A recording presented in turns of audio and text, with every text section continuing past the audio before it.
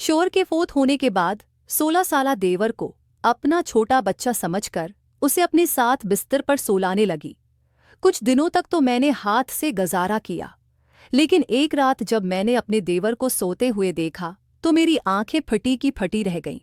मेरा नाम बशरा है और कुछ दिन पहले मेरे शोहर इस दुनिया से रखसत हो गए।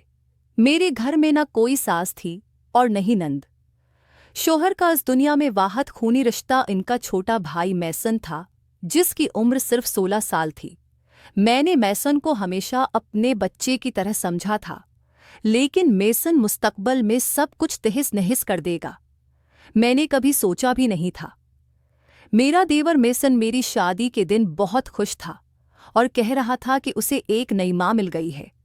लेकिन मेरी माँ हमेशा मुझे समझाती थी, बेटा तुम्हारा देवर तुम्हारे लिए मुहर्रम नहीं है, उससे फासला रखा करो।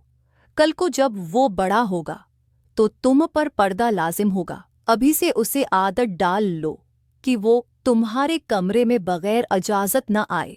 उम्मी की बातें सुनकर मुझे अक्सर लगता कि वो मैसन के बारे में बुरा सोचती हैं और उन बातों पर मुझे गुस्सा भी आता।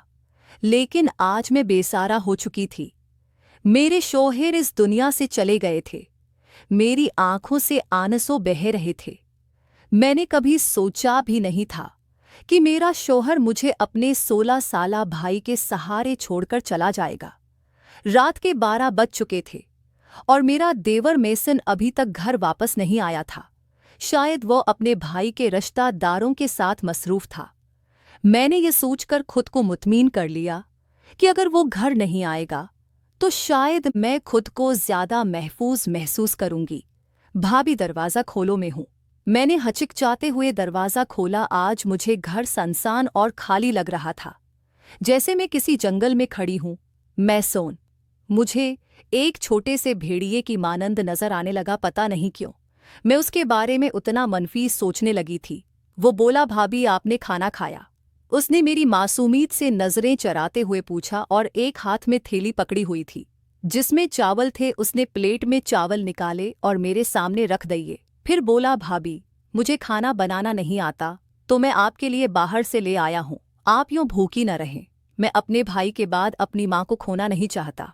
उसकी आंखों में आंसू थे। वो मुझे माँ कह रहा था, लेकिन माँ की बातें बार बार मेरे जहन में घूम रही थी। उसकी बातें बहुत जज्बाती थीं, लेकिन मेरे जहन में बेशुमार खदशात अभर रहे थे।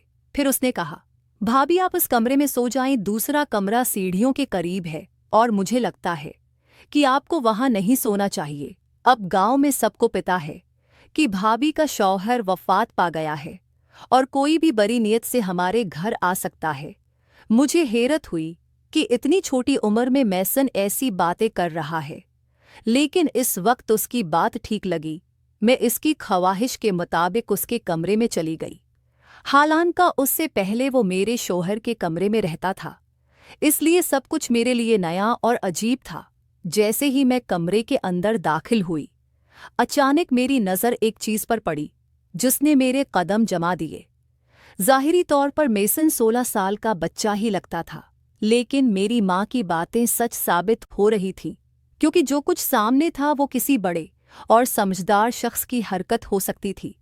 कमरे के अंदर मैसन के हाथों में मेरी कीमती जेवरात देखकर मेरा दिल दहल गया।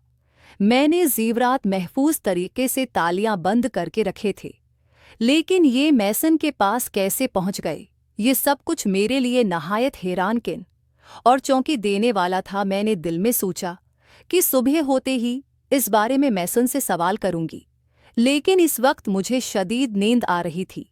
मैंने दरवाजे को अंदर से कंडील लगाकर बंद कर लिया और सोने की तैयारी करने लगी। पता नहीं क्यों मुझे बहुत नींद आ रही थी। हालांकि 2 दिन से मुझे ज्यादा नींद नहीं आई थी, लेकिन आज मुझे लग रहा था जैसे मैंने खाए हुए चावलों की वजह से मेरी आंखों पर नींद छा गई है। मैंने दिल में सोचा, कहीं चावल खाने से मुझे नींद तो नहीं आ रही, लेकिन इतना सोचने का मौका ही नहीं मिला। जब मेरी आंख खुली तो सुबह के 10 बज रहे थे। मैं हैरान हो गई कि आज मुझे इतनी नींद कैसे आ गई।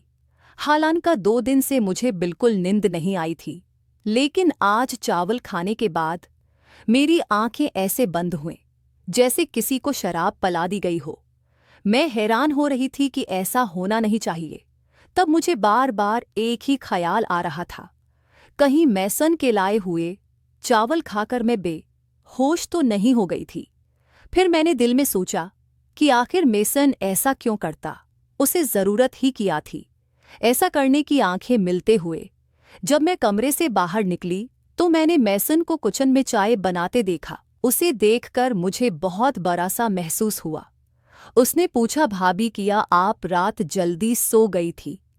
आपको बहुत अच्छी नींद आई थी ना? मैंने तीवर से जवाब दिया, हाँ, आज मुझे बहुत ज्यादा नींद आई थी।